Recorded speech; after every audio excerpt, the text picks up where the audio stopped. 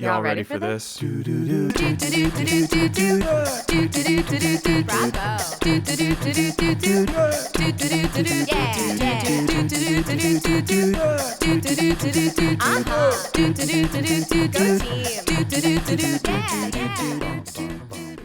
Welcome to Sports Kid Drama Kid. I'm Jim. I'm the Sports Kid. I'm Andi. I'm the Drama Kid. If you'd like to support our podcast financially and get something back for that, you can do that on Patreon at patreon.com/SKDK pod. The links to that are also in the description of all of our episodes, including this one. And yeah, you'll get a bonus episode as a patron every month, and you can have an extra bonus feed with our bonus episodes. And if you're already a patron, thank you so much. Andi, today we're doing a baseball episode. Okay.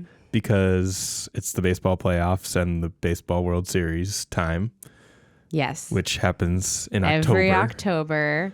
Yep. I remember this from when the Cubs were doing well and I was working at a theater that was right in the middle of the traffic pattern to get to Wrigley Field. When the Cubs won the World Series in 2016 and then a few days later Trump won the election. The city, that was a real up and down moment for Chicago. To agony. Yeah. Weird vibes. Definitely weird vibes. Mm-hmm. Well, we're doing a more modern baseball story today. Okay.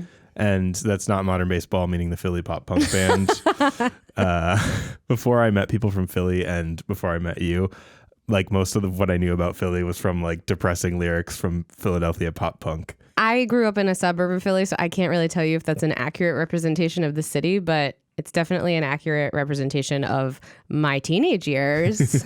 Learned a lot about the Schuylkill River from the Wonder Years. That river's so gross. Anyway, yeah. So a modern baseball story today, not the ancient era of There's Pete definitely Rose. some dead bodies in the Schuylkill. Oh, we're still on the Schuylkill. We're not. I mean, we're always technically in my heart on the Schuylkill, but no. And I'm going to start with a little bit of just baseball basics. Yeah, I don't know that. Well, I'm not going to be able to explain to you the entire game before we start. No, and I don't want you to. You don't want that. But I do want to sort of explain like pitcher catcher dynamics and a few things that we need to know for this story. Sure. So the goal of a pitcher, can you just kind of explain what that is? The goal of a pitcher is to throw the ball to the batter, but not really. The goal of the pitcher is to basically trick the batter, elude the batter. Mm-hmm. Basically, the goal of the pitcher is to throw the ball directly into the glove of the catcher without the batter hitting it. Yeah. As I've told you over the years, like my relationship with the pitcher has really changed because when I was growing up and had to play baseball in like gym or camp or whatever, the pitcher was a counselor or just sort of fill the gym role. Teacher who the goal was actually to throw it in a way that someone could actually hit the ball. So I kind of think I think growing up, I thought the pitcher was on my team. Oh, that'd be really funny if the pitcher was on your team trying to throw the best pitch that you can hit like a home run derby. That's like what I thought. Now I know that the pitcher's job is to, under a very large seemingly amount of pressure, maintain composure and throw an insanely fast targeted ball that is like within the legal space where the ball can be thrown, but not in a way that the batter will actually hit it. Is that right? Yeah, that's right. The goal of the pitcher is to get a strikeout, ideally, which is what happens when they miss it 3 times for 3 strikes, or have the batter ground out or fly out or, hit the ball into play. Is this where I lose you? Did the light go out from behind my eyes after you said ground it out? So you're not always going to strike out a batter as a pitcher. Mm-hmm. So you know that, and you try to pitch around the edges and pitch things that confuse the batter. So if they do hit it, they just hit it to one of your guys. So that they hit it in a way that like it makes it easy for your team to field. Yes. Catch it and get them out. Yes. Either like hit it on the ground when your guys picks it up, throws it to first for the out, or a real pop that gives people time to like place themselves underneath it, unless you're me in the outfield being like, no, I stood back here so I wouldn't have to do anything. Yeah. So that is sort of the goal of baseball on the most basic level. In the early days of baseball, pitching was mostly just throwing really fast and trying to get it by, like just a game of strength. And that still is very much the case. But over the years, they added other pitches and things to deceive batters. Different styles of pitches, yes. Pretty soon, when pitchers realized that they could throw other kinds of pitches to deceive batters, they sort of came up with the curveball, which is a pitch that you throw by sort of like snapping your wrist and getting the ball to sort of curve and drop. And then there's basically variations on that. The idea being that like the batter sees it and thinks they know in that split second where the ball is going to be. And then because of how you curved it, it's going to... Physics is going to make it so that physics is going to trick them. Yeah. And a big thing with that is trying to deliver each of your pitches in a similar arm motion. So people think that it is that fastball or just a straight pitch, but it actually like does something different. And like you said, it is only a split second that you have because they're throwing at 90 plus miles an hour, like almost every major league pitcher when they're throwing a fastball. So you almost got to like swing on instinct in order to hit it. Yeah, I can't even imagine having the capacity to like judge anything that quickly. Yeah. Like when I played, they weren't throwing that hard, so it was a little easier to pick it up. But to be at a major league level, it's very hard to pick it up. So you're doing a lot of guessing and wondering what it's going to be based on the scenario. And the pitcher's also playing that mind game with you and what you usually like to do as a hitter. And it's all there.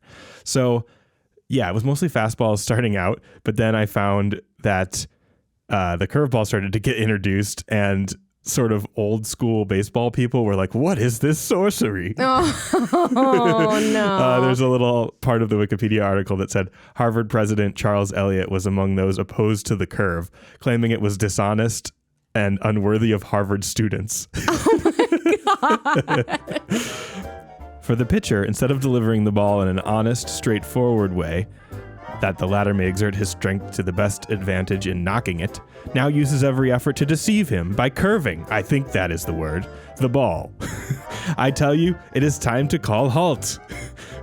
Oh my God. This is a man who like came home in the middle of the day to have lunch and his wife didn't have makeup on and he was like, you tricked me. I thought your face was different. Oh my gosh. You deceived me. What is this two-toned madness happening on your face? I see red on your cheeks. Your hair is supposed to be naturally in ringlets. Yeah.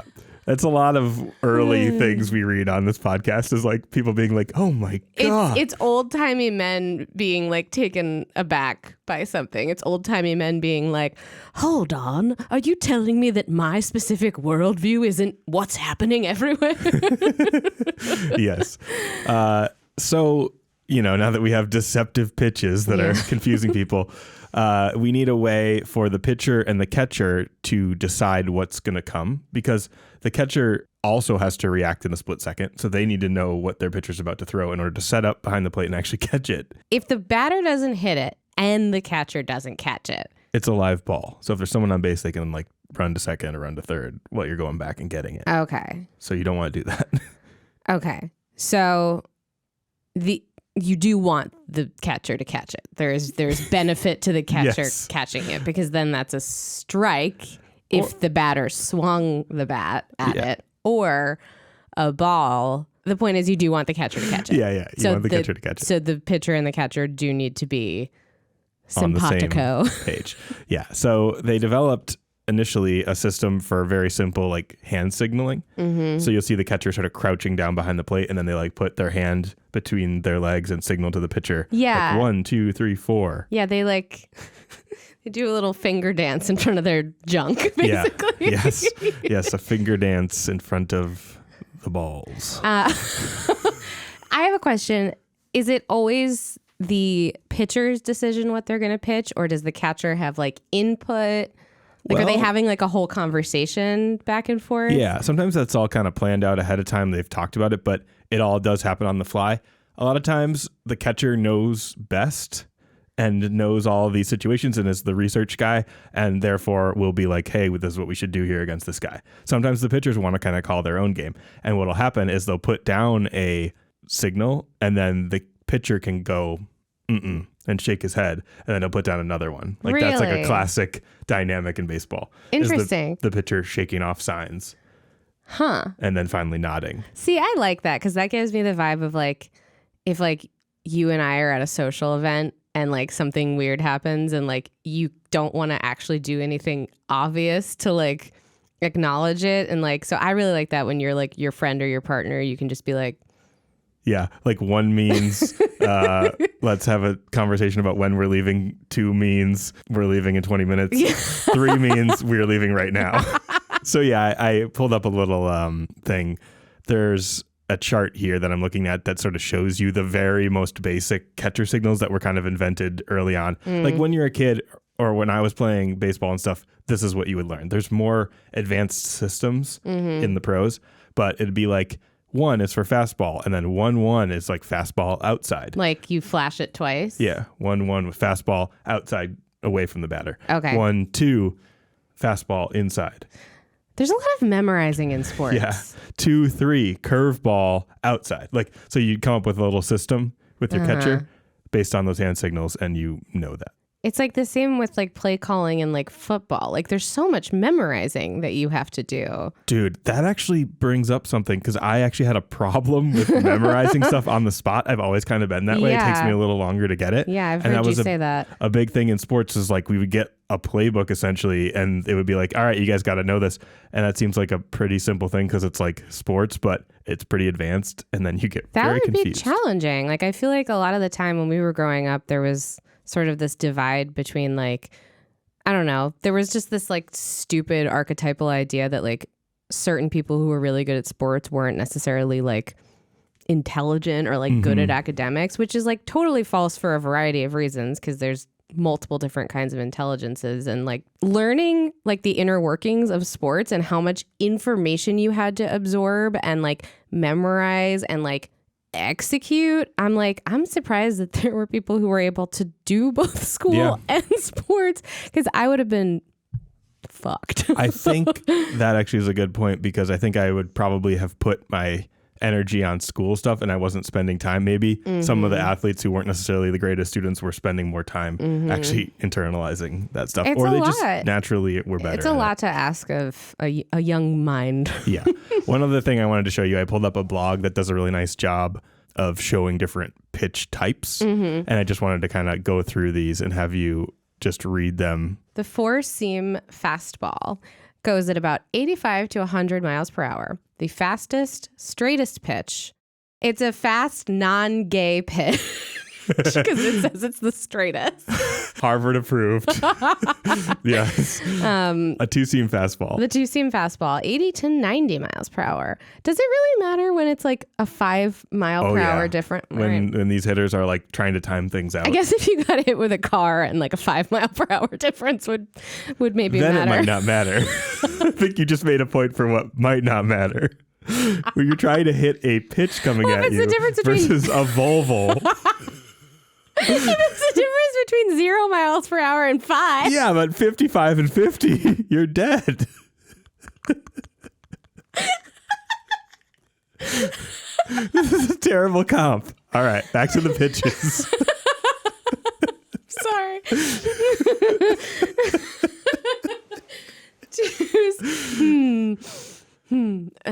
Two-seam fastball. 80 to 90 miles per hour, also known as a sinker, moves downward and depending on the release will sometimes run in on a right-handed hitter. Do you know what that means? Tails in toward somebody batting from the right. Okay. I mean, it curves in a couple different directions, it looks like. Then there's a cutter and a splitter, which are, again, very sort of fastball variants that slightly do different motions. Yeah. And then there is a curveball. 70 to 80. Oh, that's slow. Much slower. 70 to 80 miles per hour, commonly called a 12-6 curveball. The 12-6 refers to the top to bottom movement. Picture a clock with hands at 12 and 6. And You know I don't like analog clocks, so I had to take a second. I forgot about this. Andi can't read a clock. All right. People aren't going to want to listen to a podcast where a man says that a woman can't read a clock. That's a fair point, but it's true. But I can't read a clock. I don't like analog clocks. I have a real mental block about them. It goes back to like stress about math and numbers. It's fine. I can read it. It just takes me a long time and I don't have a lot of conviction. I'll like look and I'll be like, I think that says this, and then I have to review it again. So if someone asks me what time it is and I don't have access to a digital clock, I'm like, oh, I'm about to embarrass myself. Yeah, but we always have a digital clock now, so yeah, you're fine. Yeah. So a slider is like a curve that is more left to right. A slurve, or what they're calling it this year now, is a sweeper, does even more of that. They changed the name. They've been calling it a sweeper because I guess wiffle ball players have been calling it a sweeper because in a wiffle ball, it's like a little light I didn't ball. realize that the wiffle ball community had such influence on Major League Baseball. Wiffle. I thought wiffle ball was a children's sport. They've made it a man's sport. Okay. Is this like adult men who like want to find a way to socialize and make friends? Yeah, and then they got serious about that it. Always happens. Yeah, like pickleball. We can't give you guys anything. You just make it so competitive. And then the last one I want to mention is a changeup, or a circle changeup, because you would usually hold the ball like with a circle. It's just a grip thing, and that's kind of the main one that you want to look exactly like your fastball in your arm motion and stuff, so that people think, oh my God, the arm motion, if I've been studying all week, looks the same as his fastball, but then it comes out 70 miles an hour instead of 100. All I can think of is like this must take forever for a pitcher to master, because you're just throwing things over and over and over again. And like my experience with sports, like the kinetic ability of sports, I've always been like, all right, I'll catch on eventually. But the amount of like repetition and like being okay with sucking that this requires always frustrated me. Like, no, I'm not talking about I never pitched or anything. I'm talking about like I played tennis and like having to improve a swing by just like hitting balls over and over again. I just remember being like, I feel like my brain has no relationship with my arm. Yeah. Right now. Well, it's kind of what you're going for. Yeah. Like you're trying to get it so it's so instinctive that you don't need to think about it. Yeah. Yes to it being hard to learn how to pitch, but also once you're actually a pro pitcher, it's very hard to like memorize and take in all the info about the team you're about to face and like how you're going to use all your pitches in order to get all these batters out. There's a guy, I forget his name, but they made a big story of this on ESPN when it happened, who uses Major League Baseball video games to play as himself against the team he's going to play. I remember you showing this to me. And then chooses pitches and stuff like that as a way to just kind of walk through what he's about to do. Honestly, that's brilliant. Yeah. Yeah. That's so smart. So the catcher and the pitcher need to be on the same page about all these pitches that we've been talking about. They probably also need to like get along. Yeah, probably. But in order to ensure that the pitcher can see the signals, if they are using hand motions, catchers have often worn like bright nail polish. Really? Yeah, or put tape, like pink tape or whatever, on their fingernails. I've seen tape, I think, around but the nail people's polish fingers. is a big thing. Really? So that they can like flash different color signals as well. I did not know that, and that's a very like fun thing for a very like, I don't know, straight male. Yeah, super buttoned up sport. Yeah, I love that. That's why I included it. The selection of which pitch to use, like I said, can depend on the hitter and who's being faced and whether there are any base runners and how many outs there are. All these things determine what you want to do. Okay. These hand signals that I sort of talked through, like the 1, 2, whatever, are just one element of the hand signals in baseball. A lot of the umpiring is done through hand signals as well, like calls on the field. There's just a lot of hand signals and arm signals. Who's the umpire? The umpire's just talking to the refs, right? No, the umpire is the ref behind the plate. Right. And then there's all the refs like out down the lines calling fair balls and foul balls. So they're gesturing to each other. And to the crowd, because there needs to be a way for like people to know what's going on. And actually these hand signals used by umpires, people have made a pretty strong case that the signals they use came from like ASL and the deaf community. Really? Because there were deaf baseball players that needed to know what was going on in the game. So they needed to include some sort of hand signal element. Then the umpires realized this works for the crowd because the crowd needs to see when someone's safe or out. Yeah. So we need to have a signal along with the call because you can't hear an umpire up in the third deck of a stadium. So I think that's really cool. Kind of a cool I love that. little story. ASL is, I only know a little bit of it. I've taken a couple classes. It's a really, really cool language. And honestly, like everybody should learn some. Yeah, I guess the sign for out is similar to what it is in ASL. That I don't know. I didn't learn baseball terms. And then safe is the same as free in ASL. And then other things are sort of derived from that. I was going to show you an old umpire training video because these guys are funny. I mean, you already know that I think they're funny. You were watching baseball the other night, and I was just like, it's funny to me that like before every pitch, there are 3 men that just get in this like formation, like they're about to like do a little dance. Almost, it's like every pitch is like 3. It looks like the Backstreet Boys posing. You're talking about the batter, catcher, and umpire crouching. Yes, they all crouch together at the same time, and it reminds me of like, you know, those pictures of like the Backstreet Boys are in sync where they're all just kind of like, yeah. You know what I mean? Like you just watch it all happen at once, and it's like the umpire's like, and the catcher's like, and the batter's like, yeah. That's what I see. Bat Street's back. Bat Street's back. Okay. I don't know. I just see 3 guys that I'm like, am I about to see like the greatest dance performance I've ever seen? And then the answer's no. And then it's a sport that you don't like. Yeah. All right. So we explained signs. We explained pitches that correspond with those signs and the catchers and pitchers needing to fool batters with all the pitches. As you could imagine, baseball players, because it is sort of a thinking man's stats game, as our friend Sarah says, are always looking for a way to get an advantage. And as soon as there were signs for different pitches, there were people trying to figure out what the pitcher and catcher were going to do, what the pitcher's going to throw. And according to unwritten rules of baseball, stealing those signs that are given by the third base coach or the catcher or by a base runner or any sort of sign that a team is making to each other while the game's going on is legal. And that's like part of the strategy of the game. So like if you figure it out, that's fine. Yeah. It's up to the team giving the signs to protect them so they are not stolen. Now, protect them by how?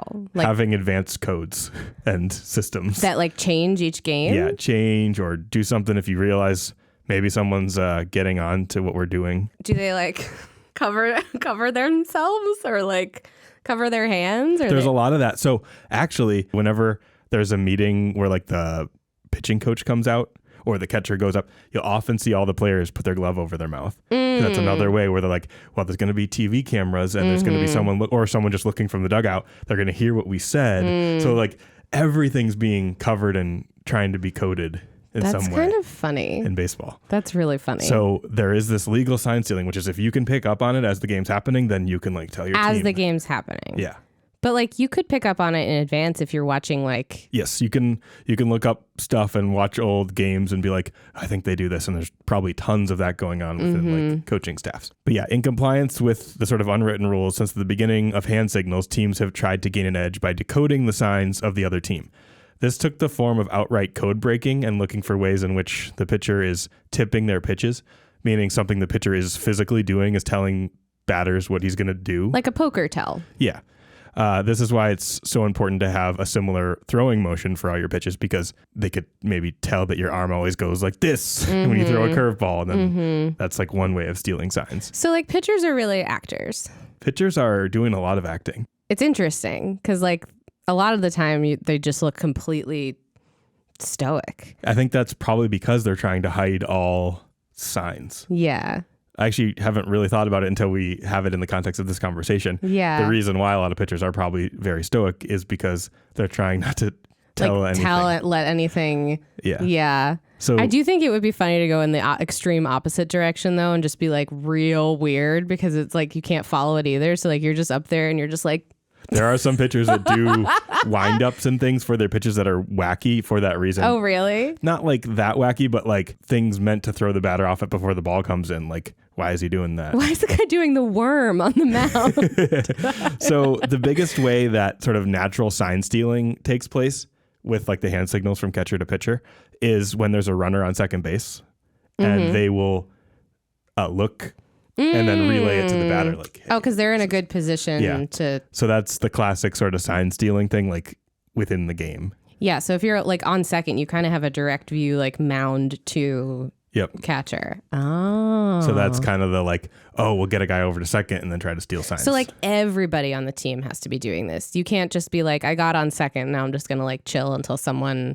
gets me to third. If your team is a team that like tries to do that, then you would probably be in on trying to give a tip. Once again, I put myself in the position of like, if I were on second base and other people are like looking at me like, what do you notice? I'll be like, I'm tired. I don't know. Oh, I missed it. I got here, you guys. Yeah, I'm going to try to score. Can I just relax? Yeah. So then there became, less conventional methods as soon as the signs were a thing to try to steal the signs. Okay. Because it's still hard to decode on the fly during a baseball game when you're trying to do everything else. And it makes that much difference. Yeah, it can, because you know what's coming and you can hit it better. So. Yeah. I guess it's just like, I guess these people are just good at hitting because they're professional baseball players. I'm like, it's still happening so fast. How can that even help you at all to know what's going on in advance? Yeah. So now I'm just going to go through some funny sort of old elaborate sign stealing efforts because it's just great. And there's a Sports Illustrated article with lots of old scandals where these were kind of featured. So I'm just going to go through some of the ones I thought were the best. So I'll start with one of the first instances of this that's kind of on record. That's kind of this funny story. In 1900, the Philadelphia Phillies ran a sign stealing scheme where the third base coach stood on a perpetually wet spot in the dirt around third base. And then another team member sat in center field with a spyglass, like hiding in the outfield, and stole the signs from the catcher and then sent a series of buzzes through a crude wire buried in the ground that would shock the guy because the dirt was wet. What? On third base, and then he would sign it to the... So the other team didn't know that there was somebody in the grass with like a telescope? I guess not, because it was so new. What? So one day when the Phillies played the Reds, someone on the Reds got suspicious and started digging in the wet spot over by third base and found a box filled with wires. And the scheme was uncovered that they were shocking the third base coach who stands out there for the team. I mean, that guy must have had, talk about good acting. Can you imagine just standing completely still while you're effectively being tased? Sinker! Are you okay, Jerry? You look a little, you're like sweating and you keep, shaking every so often. I'm just working on my Albert Einstein hair. There's smoke coming out of your ears. Curveball. Okay, that's less funny to me, honestly, than someone with a spyglass. Like they're on the field? How do you hide? No, not on the field, right behind the fence in center field. Okay. Still though. Yeah. Still though, no one's like, who let the pirate and not the Pittsburgh pirate? No, not him. Anyway, in 1910 to 1914, the Athletics, there was a scandal. Substitute outfielder Danny Murphy, armed with binoculars, stood next to a weather vane on the rooftop in Philadelphia. Oh my God. He spun the weather vane north for a curveball and south for a fastball. The system worked well, except for when a gust of wind spun the weather vane in another direction. And all the people who were there wanting to know what was going on with the wind were very confused. Yes. What's happening? It's always swirling. In 1948 in Cleveland, Braves pitcher Johnny Sain charged the Indians with putting a spy in the scoreboard with binoculars. The man would ring a buzzer in the dugout to signal the pitch. Later reports said that Cleveland pitchers Bob Feller and Bob Lemon used a telescope obtained from World War II on a Navy ship. They called out pitches to the groundskeeper, who signaled to the hitters through an opening in the scoreboard or from a seated position in the bleachers. So just an elaborate chain. I mean, this is kind of fun. Yeah. Like, I understand. So this is all technically legal until it's found out, or no? It's not legal. It's not legal at all. I think in these early cases of telescopes and wires underground, they just kind of said, don't do it again. Okay. Like, hey, okay. This isn't in the spirit of baseball. So like you're allowed to read the signs. You're not allowed to then be like, approach the janitor with like a plot that he's involved in. Okay, I see. In 1959, a game between the Yankees and the Red Sox was kind of under question because they had just introduced a center field camera for the broadcast, which like goes over the pitcher's shoulder and kind of that's like the main one you see now when you're watching. And they had to discontinue that shot because they feared that the Yankees and the Red Sox were like stealing the signs and then relaying them onto the field from the TV broadcast. Oh, who was watching the broadcast? Just someone, some coach, or someone backstage. Yeah. It wasn't like just some random person at home being like, "Operator, I need to speak to the Yankees because I know the signs." I know the signs. Well, miss, I will take you out for a highball, but I don't want to hear about the signs. Not from a woman. Not from a woman. Not now. Also, is that what your face really looks like? Or are you doing some sort of sorcery with your makeup? I don't like tricks. I went to Harvard. So this is my favorite one. In 1959, the Giants used a spy in the scoreboard doing that classic like poking out and binoculars in the scoreboard. And the pitcher, Al Worthington, for the Giants at the time was super religious and wanted a trade because he didn't want to cheat. And then he went to the 1960 White Sox where he quit that team as well because they were also doing it. Oh my God. And he was religious and he was like, no. You got to find a new job, my friend, because their only religion here is baseball. In 1961, this is when baseball officially stepped in to make a rule that you couldn't use mechanical devices officially to steal signs. Okay. So it officially codifies what we were talking about with like, okay, no mechanical outside devices. Like meaning anything from like binoculars to tasing the third base coach or whatever. Yeah. What about like a big painting that like you're the eyeballs that are moving around like in a haunted house? No props. No props. What if the mascot?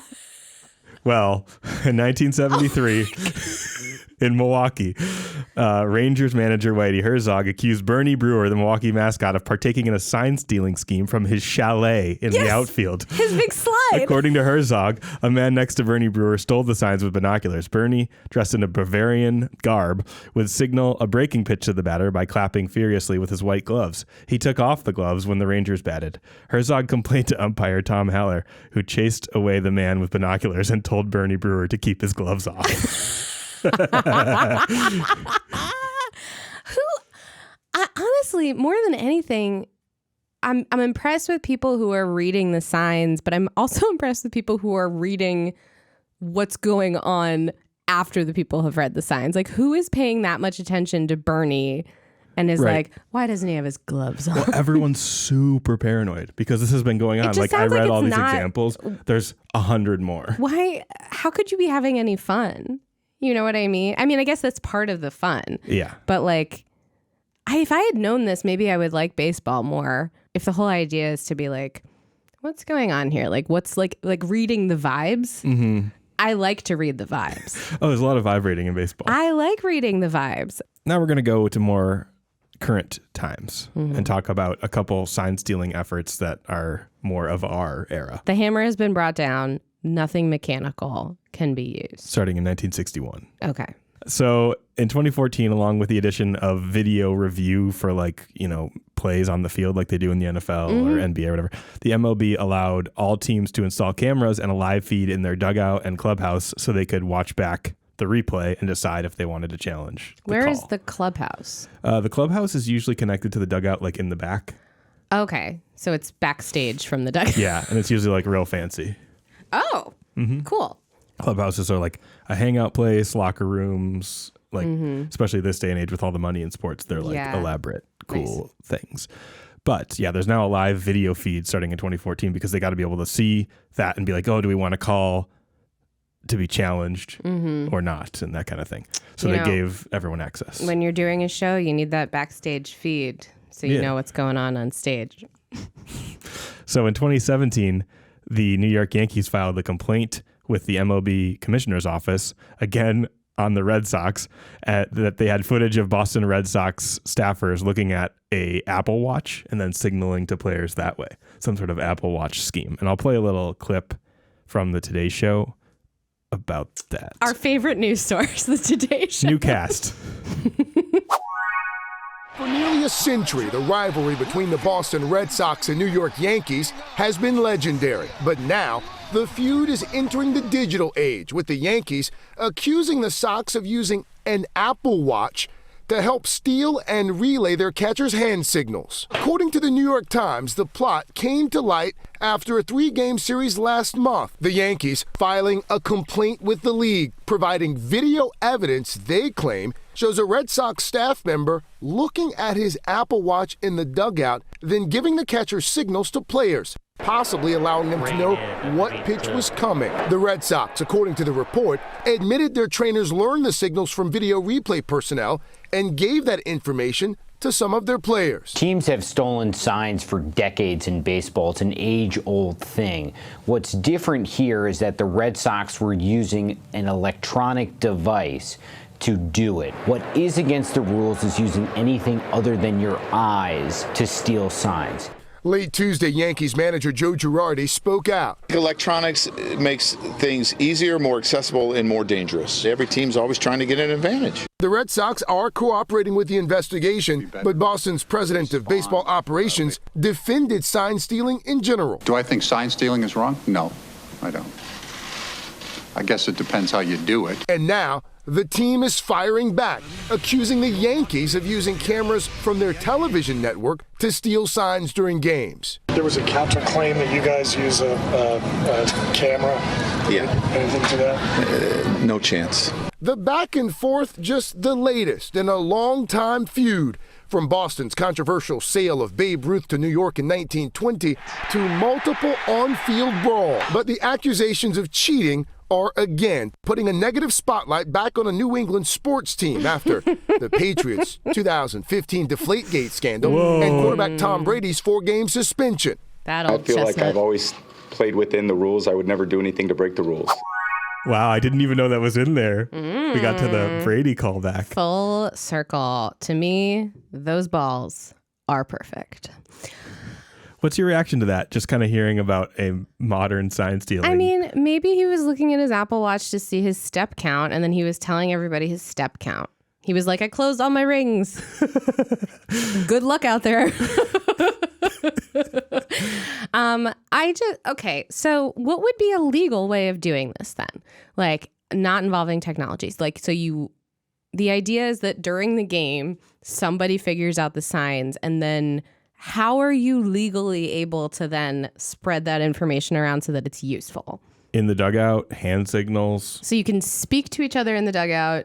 After the inning, like, hey, he's doing this every time he throws a curveball. So why don't people just do that if that's they legal? They do that, but they come up with ways to counter that. And the systems and signals are like really advanced. Not to be like, I am that Christian pitcher, but I'm like, I feel the same way I felt when we did Deflategate, where I'm just like, if everybody's not going to play with the same like rules and the same limitations, then it's not really valid.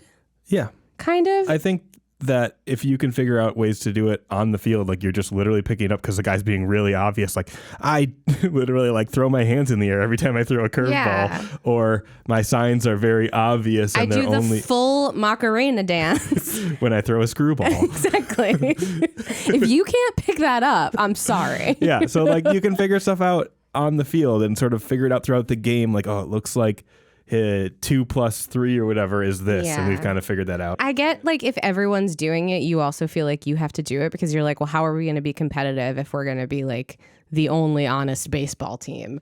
I feel like if I were a player, I would feel like it sort of devalues my contribution to be like, yeah, I hit a home run, but I hit a home run having like full knowledge of what ball was being pitched to me because somebody on their Microsoft Surface. Yeah. Oh, yeah. You're just talking about the moral implications of like even trying any of these things. Yeah. I don't know if I would feel that great about hitting a home run if like it was through dishonest means. if it was like, well, the guy who's driving the Goodyear blimp put up an ad for Outback Steakhouse on his little streamer, which means it's going to be this pitch. And then if I hit a home run, I'd be like, this doesn't really count because it was just like an ad for a bloomin' onion on a Goodyear blimp. It wasn't like not like teamwork. I'm just envisioning a plane that's like one of those signs like "Marry me, Jen." Skywriter. Yeah. If Jen gets proposed to, this is how we're playing the game. If she doesn't get proposed to, then we're playing it differently. And if Ashley gets proposed to, that's a whole different situation. We cancel the game because Ashley doesn't deserve this. Ashley is the manager's cheating ex-wife. Anyway, so in a statement issued in September of 2017, after MLB people looked into, that Apple Watch thing, Manfred, the commissioner, said that the Red Sox were found to be using electronic equipment to steal signs and would face a fine. And the Yankees were also found to have been using their television network to look at signs. So both things were true in some way, but they didn't really punish them that much because they were kind of like slap on the wrist, which has always been kind of the response to this. I feel like part of the game of baseball I'm realizing is like, how far can you push it until you can't get away with it? And any sport, kind of. Yeah. There's always an element, but at baseball's also the sport that has a ton of superstition. Yeah. More than any sport, you'll hear about baseball players who are in a slump or something just doing weird shit to break out of it. Yeah. Like, I can't think of specific, like, I know for sure examples, but like always wearing the same socks every day on a hitting streak without washing them. Like, gross. Literally, like, gross things, like using the same things, doing the same things, wearing a hat the same way. I've been very guilty of magical thinking myself, so, like, I understand that. Now we've just changed it into manifesting. I'm manifesting seeing every curveball today. And my socks smell like shit. Because I'm not changing that either. All right. So now that we've defined sign stealing as an issue and gone through some ridiculous examples from the early days all the way to 2017 with the Apple Watch. And like I said, there's a million other ones in between. Sure. I want to take a bit of a detour to talk about the Houston Astros baseball franchise because they are at the center of the narrative that I'm going to sort of spin from here on out. I don't really remember details. I just remember you being really annoyed by this. It really inflamed your sense of justice. Some of the moral conundrums that you alluded to and started talking about is what we're going to get to now. Okay, cool. So I'm just going to read a little thing here that I prepared about Houston. Okay. In 1962, Major League Baseball was looking to add 2 teams to its National League in order to make it nice, make it even, and have 10 teams just like the American League at the time. Those 2 new teams were the New York Mets and the Houston Colt 45s, who played their first Major League game against the Chicago Cubs at Colt Stadium in Houston, Texas. In 1962, the world was less globally warmed than it is now, but even then, Houston was hot. From the beginning of the baseball season in April, temperatures crept from the mid-80s to the low 100s throughout the summer, with the scorching sun and swampy humidity making shade and air conditioning essential for comfortable human life. Which is why it made perfect sense for the Astros to play in a completely shadeless temporary outdoor stadium called Colt Stadium. The SPF sunscreen rating was also invented in 1962, and boy did those Houstonians need it. In ancient Rome, the Colosseum, famous for gladiator fights and public beheadings, did more to protect its patrons from the dangers of the sun than Colt Stadium. The Colosseum had a canvas awning called a velarium, which was rolled out to provide shade for its citizens and sleepy lions in wait. Colt Stadium didn't even have a velarium, because it was, after all, a temporary stadium. Sleepy lions. The Houston players and fans baked in the sun until 1965, when they would finally get to move indoors to the building that was being constructed this whole time in the background of their midday misery. The very literally named Harris County Domed Stadium. That's for anybody who stopped going to games. They were like, I don't want to go to a game. It's too hot. They look at tickets, they're like, domed. Oh. They were like, we need to make it very clear to everyone. Where is it? It's in Harris County and it's domed. The team also switched their name to the Astros after the city's role in space exploration. But the hellish suffering of Colt Stadium was not without great reward. because the new dome at the time it was built was the world's first multi-purpose, air-conditioned, domed sports stadium. Often referred to as the eighth wonder of the world, the Harris County Dome Stadium was quickly renamed to the Astrodome. And in addition to Astros baseball, the Astrodome would eventually host the Houston Oilers football team for a while, the Houston Rockets occasionally, and numerous livestock shows and Houston rodeos. Livestock shows. It also played host to Judy Garland, Elvis Presley, Frank Sinatra, the Jackson 5, the Rolling Stones, Selena, Metallica, and many, many more musical artists. What a lineup. Oh my God. Back to the baseball side of things, the Astrodome revolutionized indoor field grass. After a failed experiment to plant real grass in the Astrodome, the dome was lined with artificial field turf, which would come to be known as AstroTurf.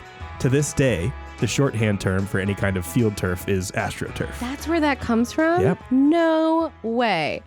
What about Astroglide, the lubricant? What is that? Oh, wait. Is it like a sex thing? Anyway, there's a very popular lubricant called Astroglide.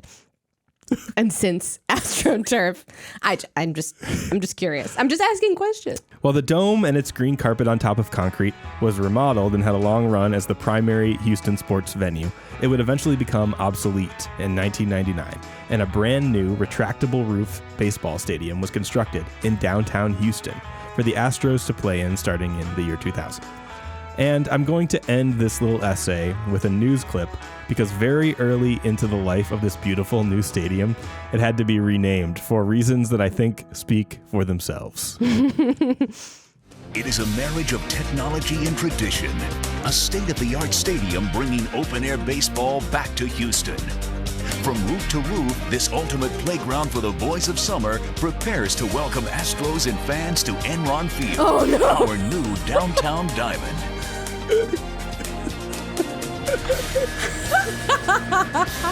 We are standing in the Rolls-Royce of baseball stadiums, Enron Field. It is the incredible new home of the Astros. This majestic open-air ballpark has all the bells and whistles you can imagine, a vintage train, natural grass, and a roof that will allow fans to stargaze on and off the field. Hello, everyone. I'm Greg Hurst, along with Lisa Ferranda and Giff Nielsen, and welcome to Enron Field. Now, I don't know about you guys, but I kind of feel like a kid again because not only do we have baseball here in Houston, but we have it outdoors, it's on grass, and if it gets too hot, we can close the roof and turn on the AC. So, yeah.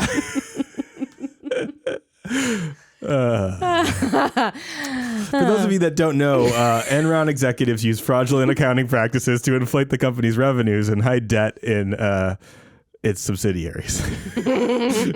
And became one of the biggest financial crime operations in the history of the country. Enron Field. That's awesome. That's so funny. Oh my God. So yeah, the ballpark was first named Enron Field with the naming rights sold to the Houston Energy and Financial Trading Company, Enron, in a 30-year, $100 million deal. However, Astros management faced a public relations problem when the Energy Corporation went bankrupt in 2001 due to financial scandals. Wanting to distance themselves from Enron, Astros ownership prematurely ended the naming rights, but Enron refused. On February 5th, 2002, Astros ownership filed a motion with the court overseeing the company's bankruptcy to force Enron to make an immediate decision on the matter. They agreed to end the naming rights with a $2 million fee, and they went on without a name and just called it Astros Field until it became Minute Maid Park when Coca-Cola subsidiary Minute Maid offered up money. That's awesome. So you were laughing during the Enron Field video, which I don't know why. There was nothing funny about They did mention that there's a train that runs in the outfield when they like hit home runs. Yeah, I saw the train. Here's a little video about the train.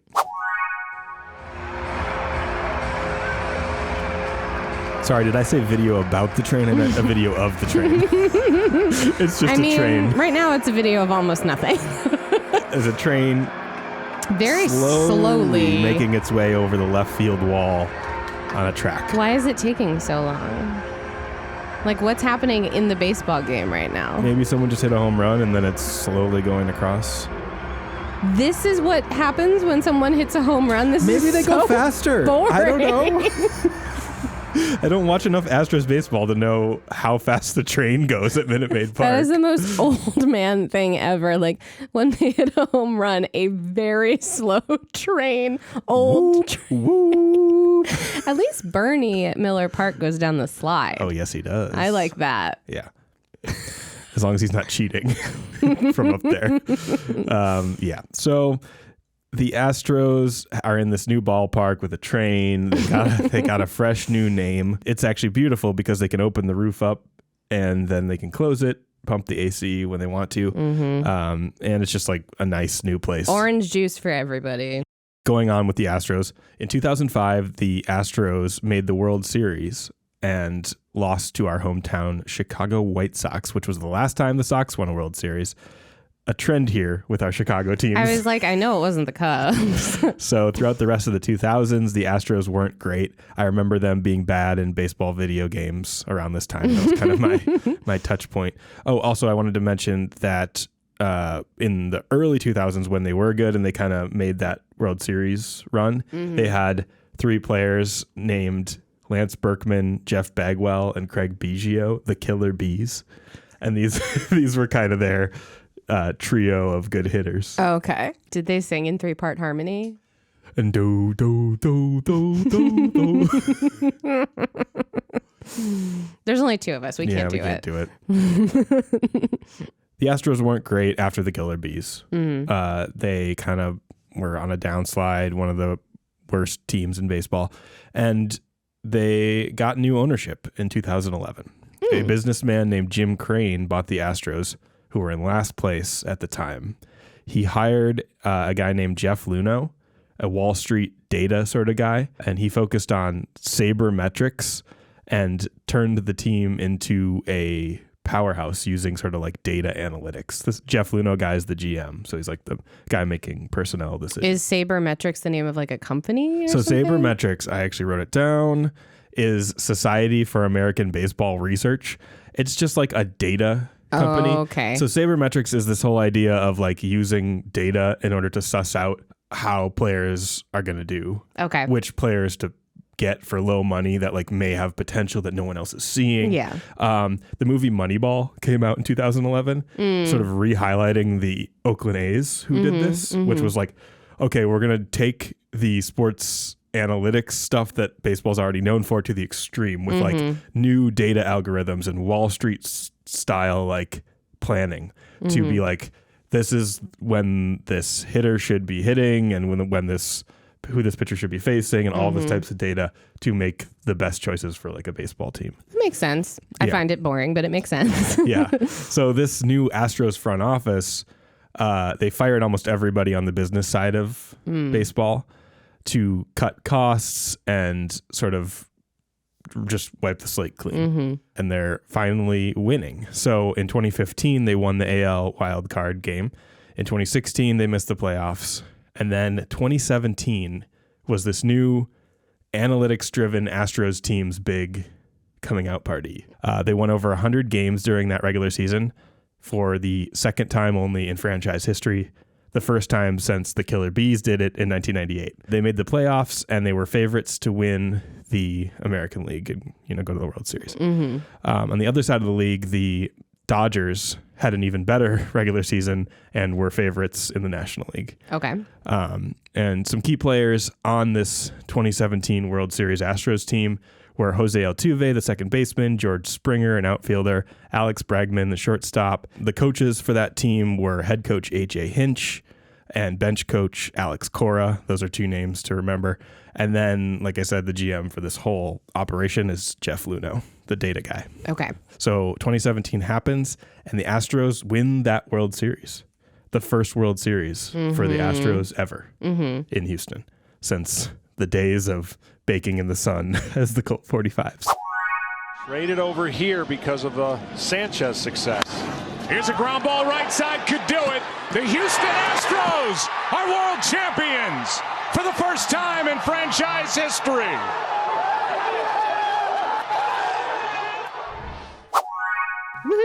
And I wanted to mention one little funny side thing. So in Houston, there's a guy named Mattress Mac who sells mattresses. And he became famous around Astros baseball because he does these crazy things where he bet $3.5 million on the Astros to win the World Series at the start of the year. So it's like he gets a huge return on that. And as a promotion, if you spent $3,000 on mattresses, you'd get a full refund if the Astros did win the World Series. So he basically offset his gambling risk with a promo. If you buy a $3,000 mattress, you get it for free if the Astros win the World Series. But I bet on the Astros to win the World Series, so I'm getting a bunch of money. So I'm not having to pay for those mattresses. So we find a way to sort of fund the mattresses. Yeah. And everyone's like, this is genius promotion in a very like vaudevillian, kind of way. It's very theatrical. I'm going to play a little promo of Mattress Mac. Oh, I can't wait. Here's what you get when you buy a $3,000 plus Tempur-Pedic Sealy Stearns & Foster mattress at Gallery Furniture right now. Number one, you get the most important thing for your health. A great night's sleep every night for you and your partner. Tempur-Pedic rated the number one mattress by J.D. Powers & Associates 3 out of the last 4 years. Number two, you get free delivery. Number three, free haul off your old mattress. Number four, if the Astros win it all, you get 100% of your money back. Free. Buy that mattress today. Just might be free. What a cute old man in his Astros uniform and very Texas belt buckle. Buy that mattress today. It might be free. That's really funny. And it's one of those. Is it specifically that one expensive mattress? I don't know if it's only the Tempur-Pedic. Okay. The mattress that's like 2 hospital beds. Yeah. Right next to each other. What if we made 2 hospital beds kiss? Yeah. And we can both look like we're sick at the same time. The Astros finally won their first World Series. Hurricane Harvey happened in August, right before the sort of playoffs and World Series run. So Houston was recovering from that, horror. And this really brought them a lot of sort of pride. Oh, and that's nice. Something to gather and cheer about. I like that. So, yeah, Houston wins that World Series. But there was a lot of speculation at the time around the league about the Astros maybe doing what we talked about earlier with stealing signs in some way. Because the Dodgers and other teams they faced throughout that postseason and going back into the regular season that year felt that something was kind of off and things seemed to be maybe that they were predicting things or had some advantage. Did they describe how they felt off, or was it just like when you're like, they keep winning and we keep losing, something's off? I think it's a little bit of that at this point. Like they're like, yeah, we lost, so we're kind of being sore losers, but we think maybe something's going on here. Okay. One reason why people did start to think that was because baseball is a stats and strategy game. So it's pretty easy for the sabermetrics guys and stat nerds and fans who like that stuff to notice the difference in the Astros home road splits. A little bit of baseball de-jargoning. Do you understand what home road splits means? No, but through context clues, I'm going to guess there was a big difference between the results when they were playing in their home field and then when they were playing on the road. Yes, that's exactly right. But isn't there always a home field advantage or whatever? Yeah, usually. Because I didn't know this. I learned this from you recently, that every baseball field is a little bit different. Yeah, it's a little bit different. You can kind of have it within certain yardages or feet.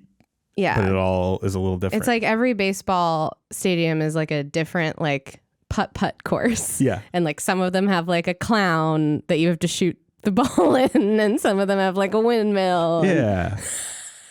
Except it's I don't know, a wall or not a wall. And some of them have a giant pirate ship that you hit the ball into. Is that Pittsburgh? No, it was one called Pirates Cove in the Wisconsin Dells. Oh, I thought you were serious. I thought Pittsburgh had a pirate ship on their baseball No, I'm field. talking about mini golf now. No. I should have assumed. Yeah. I brought it up. So you were exactly right. So the home road splits are the stats usually for hitting or whatever, or pitching in your home field versus on the road. And I'm going to show you a little bit of baseball stats. Oh boy.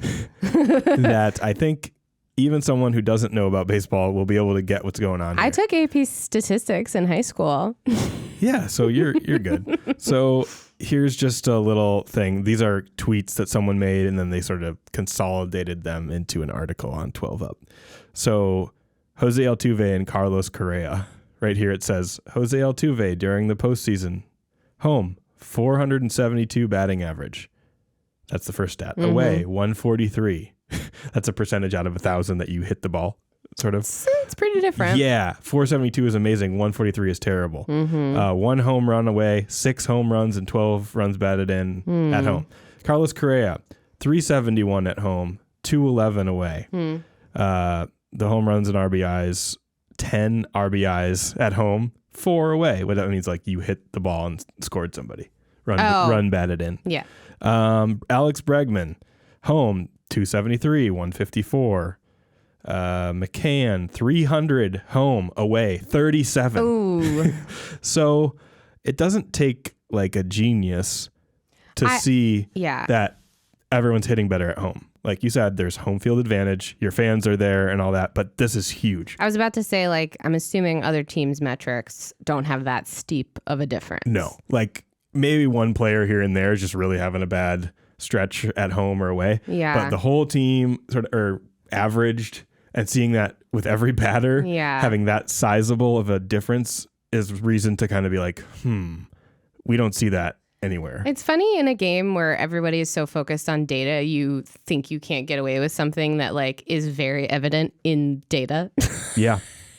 Baseball is a game where people analyze statistics, take down statistics. And it's like, if you think that you're going to be able to get away with something when people are literally looking at statistics all the time, like you're crazy. Yeah, because the results of what you implement, if it's cheating or whatever, are going to be shown in data. Yeah. So you're using data to get the edge, but your data shows your edge, sort of thing. Although it's the kind of data where someone could just be like, yeah, we play really well at home. Yep. You don't have any other evidence. Yeah. So then we move on, and the Astros, they keep being really good. And the league keeps being sort of suspicious of the Astros and each other, like they always are, until 2019. And in 2019, there's a bombshell athletic article with the first real allegations of cheating by the Houston Astros. On November 12th, 2019, Ken Rosenthal and Evan Drellick published a story in The Athletic detailing the first time-specific allegations that the Astros had engaged in illegal electronic sign stealing. Ken Rosenthal, the bow tie guy? Bow tie guy, yeah. And this article comes out, and it shocks baseball because this is a team that won the World Series that year being accused very publicly in a well-researched, reported article by a major publication that they cheated. So everyone's like going nuts. And one of the big things in this article was a conversation with a pitcher named Danny Farquhar, who played for the White Sox during 2017. I'm going to play for you this Farquhar footage. Okay. But first, I'm going to have you read a little bit from the article just to sort of set up the context of what I'm talking about and what you'll see. There was a banging from the dugout, almost like a bat hitting the bat rack every time a changeup signal got put down, said Farquhar, who is now the pitching coach with the White Sox's High A affiliate in Winston-Salem, North Carolina. That's like their farm team. One of their farm teams. Okay. Quote, after the third one, I stepped off. I was throwing some really good changeups and they were getting fouled off. After the third bang, I stepped off. Farquhar said he and his catcher changed the signs to the more complex kind used when a runner is on second base, a situation where base runners have long been able to legally relay signs using their own eyes. Quote, the banging stopped, Farquhar said. My assumption was they were picking it up from the video and relaying the signs to the dugout.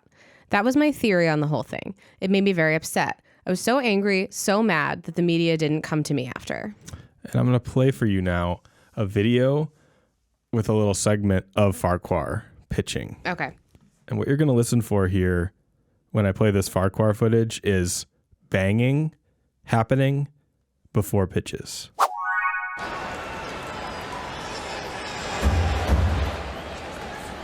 Gaddis has done well this year.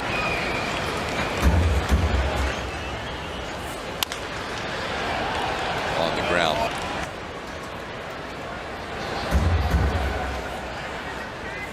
So then he steps off, gets booed, and goes to talk to his catcher to be like, there's banging half the time I'm throwing before I throw the pitch. And then it stops. So he's like, are they banging on something to indicate what I'm throwing?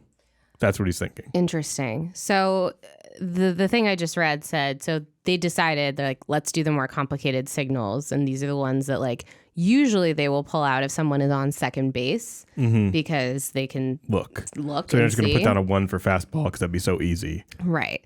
So they decided to change the more complicated signals, and then the banging stopped. Yeah. It seemed like it was just 2 bangs over and over again. Is that on certain pitches? Okay, on certain pitches. Yeah. Gotcha. So what do you think's going on here?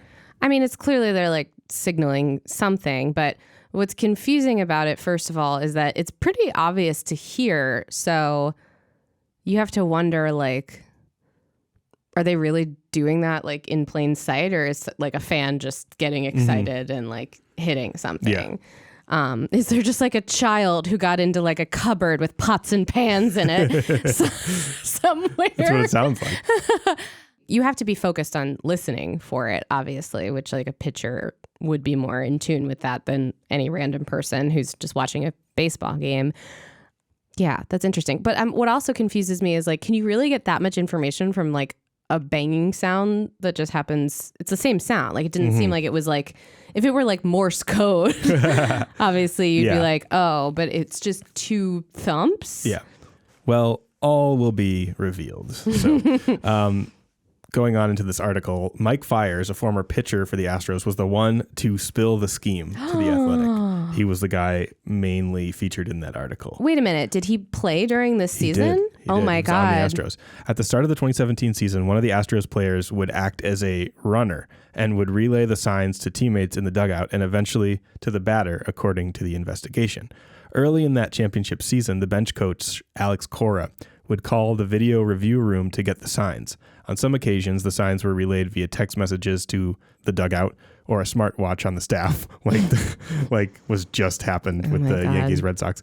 Cora eventually arranged for a television monitor to be installed outside the Astros dugout, down, some stairs. Pause really quick. And we've established at this point, watching a television feed is not allowed. It's not allowed to translate the signs. Yes.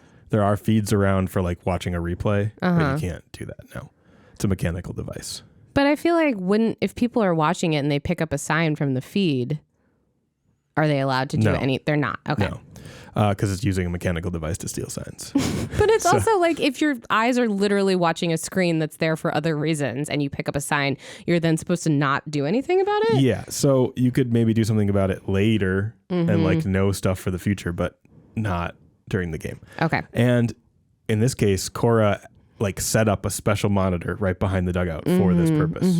So that's definitely not allowed. Yeah. The players then banged on a trash can with a bat or a massage device known as a Theragun, which we have one. We do. Once or twice to signal to the batter to be ready for a curveball or another off-speed pitch. If it was a fastball, they would not bang at all. So you're looking for something breaking, which tells you a lot. Okay, so slower curving pitch was or bang bang on the waste okay. So they management. basically boiled all the pitches down to 2 types. 2 types, which gives you a big advantage because you're knowing how fast at least the ball is coming what at to you. be looking for much better. Okay. So there's a Frontline documentary that was just put out. Like I was researching this and I'm like, oh, this is brand new for like probably capitalizing on current baseball season about this, called Astros Edge, about this whole thing. So definitely go watch that on YouTube. So I'm going to show you a little clip from this Astros Edge Frontline doc that sort of details and shows some imagery around what was actually going on in this scandal. And they're talking to a person who worked on the video staff of the Astros, who was also like included in this doc. His name was Antonio Padilla. This is probably like 2 months into the season. We're like well into our way. And I get asked to put a TV monitor down below the dugouts. And at the time, we didn't have like any TVs down there. So I thought when I was asked to put a monitor down there, I thought they just wanted to see like when the inning was over or like who was batting. So I was happy to oblige by that. What was it actually used for? From my understanding, it was used for looking at the signs from the catcher and then relaying those signs to the batter at the plate. And how are they doing it? They would look at the TV monitor and then be able to see the signs of the catcher and then have some type of audible sound or like a bang on something to relay that to the hitter on what type of pitch was coming. I mean, instantly I knew like it wasn't right, but what was I gonna do? I was like the lowest guy in the totem pole there. You know, if the coaches knew and the other players knew, then like, you know, I'm just rolling with it. Did you feel like guilty as the season went on and this kept happening? Because like, I know you weren't doing it night to night, but you facilitated it. Yeah, I mean, it was definitely something that's kind of on your conscious. And then, you know, you're thinking that like, okay, like maybe this has a part of our success. So you start to feel more guilty about that. And then obviously it's like kind of like in the back of your mind over the years before it like gets out to the public. I mean, I understand where he's coming from. He's like, well, I'm the AV guy. When they tell me to set up a screen, I set up a screen. And I mean, also that setup was so funny. Like It's like a janky folding table with like, I don't know. It looks like an old flat screen TV yeah, like or a something. Toshiba with like a DVD player built in that they found. Yeah, like it's such a janky setup. Also, like I guarantee you, because you're the AV guy, someone didn't plug something in right. He probably like had to go down there and like troubleshoot as well. Regularly troubleshoot the cheating machine. Exactly. Like he's already feeling guilty and then he gets a call and he's like, hey, can you come down here? Like the cheating machine's not working. I'm sorry. I mean the monitor. I mean the deception screen. Oh God, no. I mean the home run 3000. The screen isn't. I mean this Toshiba monitor. The know what's coming-o-matic is busted down here. Needs a little tune-up. Sorry, it's just a screen. It's just an LG TV. Just an LG that we just have here. Honestly, most of the time we just play a screensaver of like a fish tank. Yeah, I hooked up a GameCube. Sometimes I'll play. That's what it was. It's just some guy playing video games down there. Yep, just playing Madden 04. Well, it's 2019 when this all comes out, so it's a couple years after it actually happened. Mm-hmm. And then everyone's like, wait a minute. Are they still doing this? Like, or did they do it in 2018 and 2019? Because, like, hey, we just found it out now, and no one stopped them until now. What is happening? So there was also some speculation around 2019 because as this article's coming out, they're like also doing well. So they are again in the World Series, and they won a game to go to the World Series against the Yankees. And Jose Altuve, one of the players I mentioned, who was involved in the 2017 stuff, is seen clutching his chest after he hits the game-winning home run. And this was another thing that sort of threw some gasoline on the fire because they were like, wait a minute, why is he like not letting his teammates mob him after he hits the home run, rounds the bases, and comes home? And he's like, seems to be protecting something.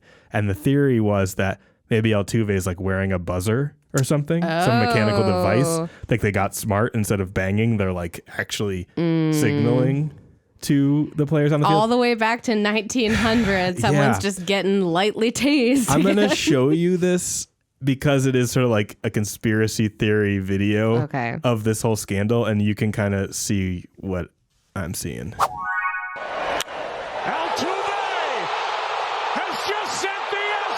So Altuve hits a game-winning home run to beat the Yankees and go to the World Series.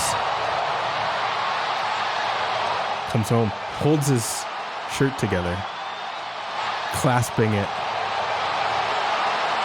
He's saying to his teammates, "Don't rip my shirt off." That one I have trouble interpreting just because it's like, it could be that he was wearing something. Is it typical for them to rip your shirt off when you do something good? Sometimes you're like at the home plate, like, oh my God, they mob you. And he was being really protective of like his shirt. Then, Maybe he just had a necklace on that he really liked. Maybe, but then I'll show you another angle. If it was a necklace that he really liked that vibrated occasionally. This is the other angle. So this is the grassy knoll. Okay. So Altuve is celebrating, protecting himself, and then he immediately goes into the dugout. When everyone's celebrating going to the World Series, he goes down below and comes out in a different shirt. Like he changed right away into his Astros shirt. All these other guys put their shirts over their jerseys. Mm-hmm. He goes in and comes back and he's just wearing the American League Champions shirt. Right after he hits it, protects his shirt and immediately goes in and changes into the championship shirt. Now, again, there's a couple different things here that makes that theory start to be okay, these guys already cheat. Was there a buzzer? Why is he being weird? But that one's got a little less, I don't know. It has a little less credibility just because it requires a heavy level of assumption. Yes. Maybe he's having an eczema flare up. Maybe right. He was sweaty and felt like he smelled bad. Maybe he had a very delicate heirloom necklace on. Maybe he just didn't want to be touched. Yeah. All these could be true. I'm just showing you it because it's part of the lore here. He had a tag that was really bothering him, and it was just he felt overstimulated and needed to. Okay, yeah. You're being very forgiving. I'm just saying, I think it's important in situations like this to not get too. I think you agree with this. Not get too in the conspiracy theory weeds, because then that takes credibility away from the actual truth of what's happening, which is they probably were cheating in some way. I mean, it's shady. It's shady for sure. It's akin to oh, honey, I'm home. I just need to really quick wash all my clothes and take a shower, but I wasn't doing anything weird. I wasn't in a ditch somewhere with a strange woman. Why a ditch? I don't know, because that's where you get dirty. Did he murder? I don't know. I was just thinking basic cheating, but you were... I went to somewhere else. I'm going to have you read a little bit, because I've been talking a lot about the punishments that came down and sort of the disentangling of this whole thing. Okay. On January 13th, 2020, Manfred announced the results of the investigation, confirming that the Astros had illegally used a video camera system to steal signs in the 2017 regular season and postseason and parts of the 2018 regular season.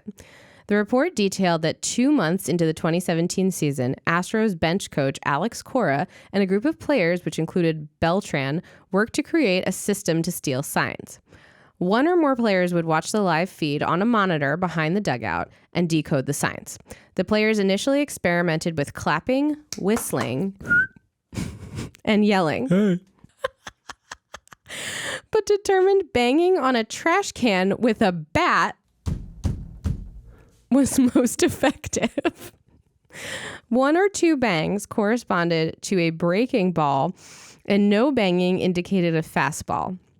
In addition to the banging method, Astros employees in the video room would also decode. Video room is a real kind way of saying crappy folding table. No, I think they're actually alluding to the official video room. Oh, okay, never mind. Yeah. Astros employees in the video room would also decode signs and send information to the dugout to be relayed to runners on second base, who would relay signs to the batter. The Astros were fined $5 million, the maximum allowed by the MLB Constitution, and forced to forfeit their first and second round draft picks in 2020 and 2021.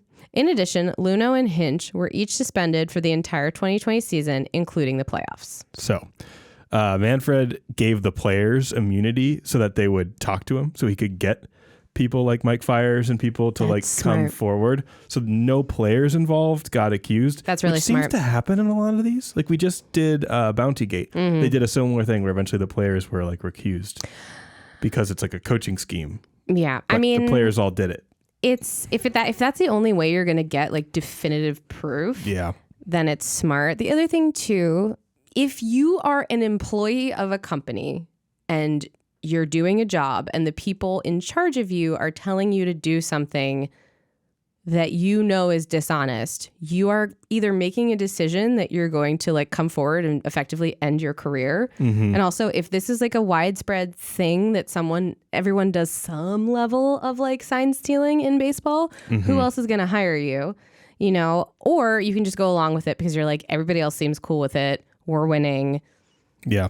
So I understand giving the players immunity because it's probably the only way you're going to get the full story. And because while the players are individually culpable, it's not their fault ultimately. And they're put in a weird position where like, what are they going to do about it without jeopardizing their own careers? After the punishments came down, no one was like fired by the MLB. They just like suspended people. But the team, Houston, Jim Crane, the owner, who didn't really know about this, fired AJ Hinch, the manager, and GM Jeff Lunhow, who just built this whole thing for him because of this. So at least that's good. Somebody has to get fired. Alex Cora, the bench coach, was hired as the head coach for the Red Sox starting the next year, but this came out and then he stepped down. But now he is back with the Red Sox and will manage them next year. So it didn't last that long that he was like out of baseball for this. Well, again, you spent the whole first part of this episode telling me that this is kind of like an accepted no-no in baseball. So like, even though it's ridiculous that you would be like, yeah, let's give him a bigger job. Yeah.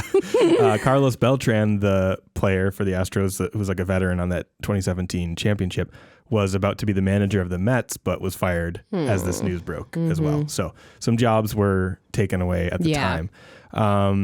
From some accounts of things that I read, Jose Altuve, who is one of their best players from that team and still on the team today, was against this and didn't want to participate in it, apparently, and like said multiple times that like it actually distracted him and he didn't want to do that. So there are some stories from within about certain guys who like sort of spoke out but they didn't really. They just said they weren't going to do it from personal preference. I want to play one last clip here from the documentary because it's a callback to a name that we heard from the Pete Rose episode, Fay Vincent. Oh, yeah. They interviewed the former commissioner, Fay Vincent. He's got to be old. He's a pretty old man in this doc, and he says what I kind of feel about this. Okay.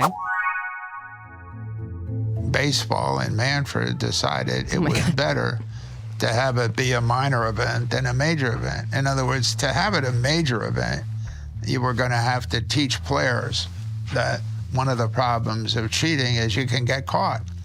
And if you get caught, it can cost you. Let me ask you, it's kind of like a devil's advocate position that I've heard. People have cheated in baseball since like just after the first sign was put down. What's the difference? People have been doing it forever, and this is just the latest iteration of that. The reason we have to have compliance with rules is that if you don't have rules, you don't have a system. The rules are what make a game a game. So the question is, what would I have done as commissioner? I'd have thrown them all out. I would have said they're out for the rest of their lives. And I tell you, Rest of their lives? Rest of their Lifetime ban. Lifetime ban. Damn. That's kind of how I feel about it. Like, if you're involved in that, you have ruined the integrity of the very game that you play by doing something you know to be wrong, participated in it to win a championship in that sport, and then you're just going to be fine with it? I mean, I don't disagree with you because it's sort of, if baseball is the American pastime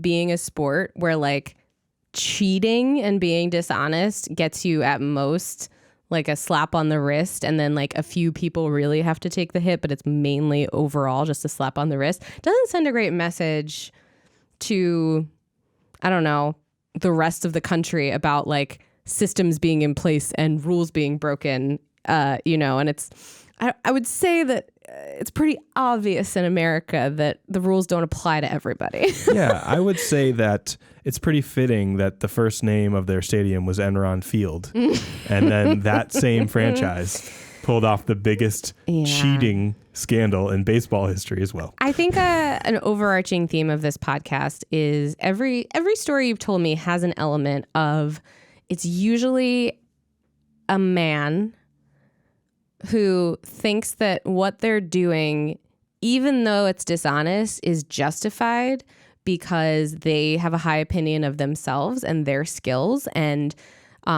their teammates and their skills, or the people that they work with. And they're like, we haven't won in a long time. We deserve to win. Like there's all this rationalization around that. Basically, it seems like a lot of people in sports are men who have convinced themselves that like doing the wrong thing isn't really doing the wrong thing. No, because we want to bring a championship to Houston for the first time, and I'm going to be the guy to do it, and I'm really good at numbers, and this is just like a little tweak on the numbers idea. Yeah. And everybody else is doing it to some extent. They just haven't been caught yet. And it's like, okay, but that's... That's how you push the boundary into cheating. Yeah. I'm going to show you the Astros shitty apology video. This is Alex Bregman. Okay, Alex is going to give a brief statement, followed by Jose Altuve. Thank you, Jim. You're like cringing already. I have some brief remarks that I'd like to share with y'all. I am really sorry about the choices that were made by my team, by the organization, and by me. I have learned from this, and I hope to regain the trust of baseball fans. I would also like to thank the Astros fans for all of their support.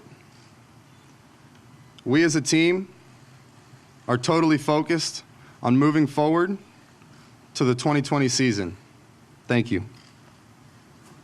And I went to public speaking coaching, and they said that every 4 words, thank you, Alex, I should take a breath. I also will be brief. We had a great team meeting last night. And I want to say that the whole Astros organization and the team feel bad about what happened in 2017. We especially feel remorse for the impact in our fans and the game of baseball. And our team is determined to move forward, to play with intensity, and to bring back a championship to Houston in 2020. Thank you. Anyway, just that little brief apology that was like clearly coached by a PR person. Yeah. Kind of didn't really go over well. I mean, I don't know it never does. when we're going to learn societally that like very rehearsed apologies don't ever go over well because they're just so cringy and fake. And like, honestly, I don't know that there is a way to do like a public apology of that magnitude that's not gonna go over badly. Yeah. There's just, I think you kind of just have to just like take it and sit with it. I'm gonna play you some reaction videos of players around the league reacting to this now, nice. Which is where it gets kind of fun. What are your thoughts on what the Astros did yesterday? I thought the apologies were whatever. I thought Jim Crane's was weak. I thought Manfred's punishment was weak, giving him immunity. These guys were cheating for 3 years. I think what people don't realize is Altuve stole an MVP from Judge in 17. Everyone knows they stole the ring from us. I love when athletes comment on stuff like this because, again, they're young men whose jobs it is to be on a baseball team. So they just have sort of a very like almost like little boy, but in a respectable way attitude of just like, I thought it was weak. And you're like, that's actually probably the best thing anyone can say about this. And that guy was Cody Bellinger, who was on the Dodgers, who they beat in the World Series that year. So they feel personally attacked. Yeah. Hey, you literally cheated us out of a World Series. So one thing to mention about sort of like the fallout from this, actually in 2018, the article hadn't come out yet, but I think the MLB had heard some things. And so they did implement a rule that no camera could be installed beyond the outfield fence. So like basically saying that you can't have these cameras even in your ballpark. The cameras can't be like looking at the catcher and available to the team. And then also any sort of game feed is on an 8-second delay now. So it would just throw off all the timing of like you couldn't get the sign to the batter in time because it's on a delay, which I actually was watching baseball in the playoffs and I saw the feed in the background on a delay. So I was like, oh, that's the fallout from this. That's smart.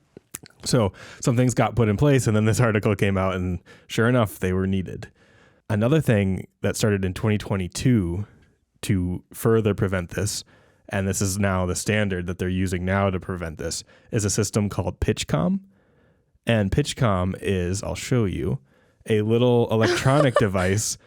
The catcher wears a little remote on his wrist, and the pitcher has a little thing that slides into his cap, and there's a speaker in there. So it's like a little mini Bluetooth speaker that he can only hear. It's right by his ear, but obviously you wouldn't be able to hear in the ballpark. And it slides into his cap. And so and then the pitcher also has a thing on his wrist, so if he needs to communicate back. Oh, interesting. And they can basically, through a series of buttons via Bluetooth or whatever closed system that can't be hacked, hopefully, they can talk to each other that way. And I did find an example of how it sounds. Let's listen in to PitchCom and hear what it sounds like for the pitchers. Slider, low inside. Slider, low outside. Curveball, low middle. Cutter, low inside. Changeup, low outside. Four-seam fastball, high outside. So yeah, it's basically Microsoft Sam. Turn right in 2 miles. Alexa, what pitch should I throw? Curveball. Low. Do you think there's going to be like a Her situation where a pitcher falls in love with his PitchCom?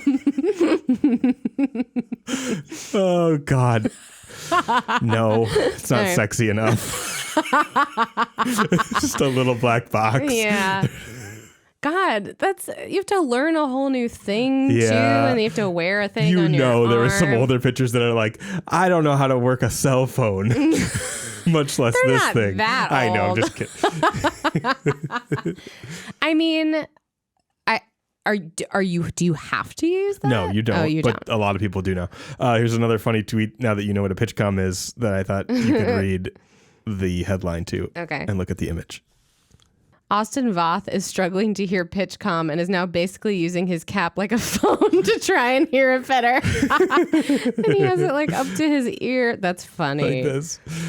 So now that is a thing you often see now in games, and I'm sure that if you watch any baseball in the playoffs here, What did you say? Magic hat? What? Gryffindor? I always thought of myself as more of a Slytherin. Oh, Slider. Slider. Okay, Slider, not Slytherin. Okay. That's really funny.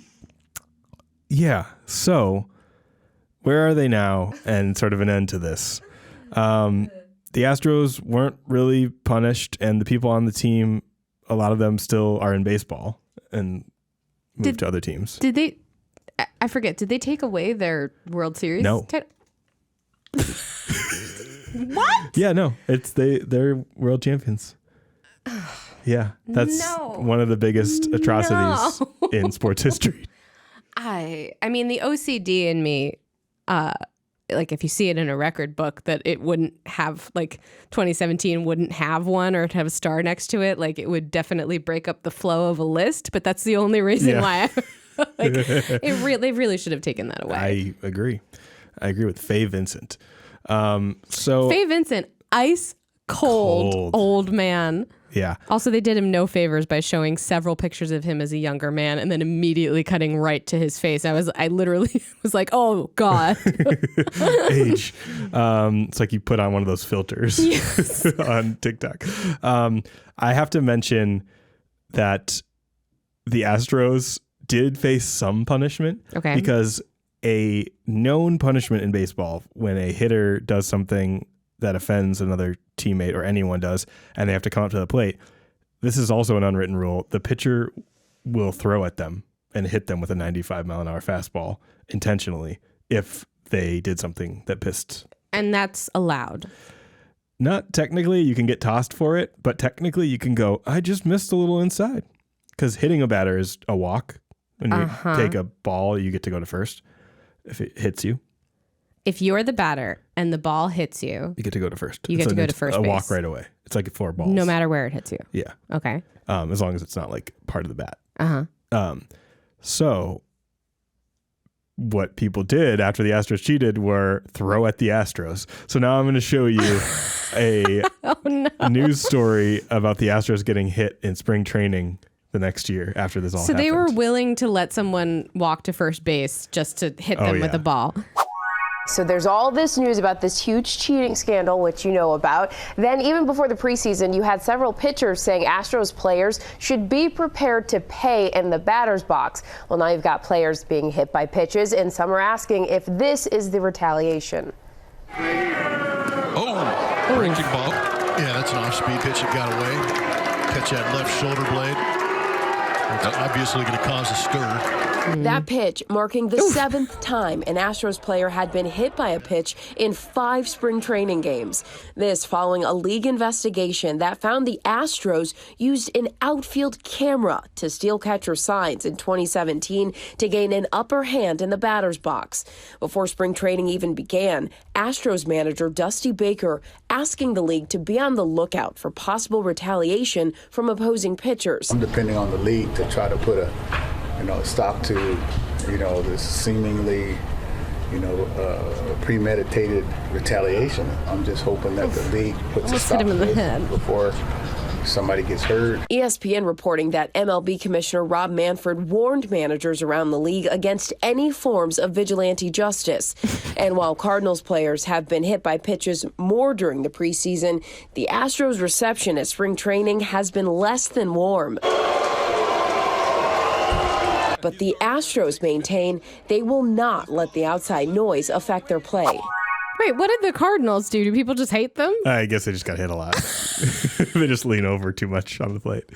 I also wanted to play Jose Altuve returning to Dodger Stadium. Oof.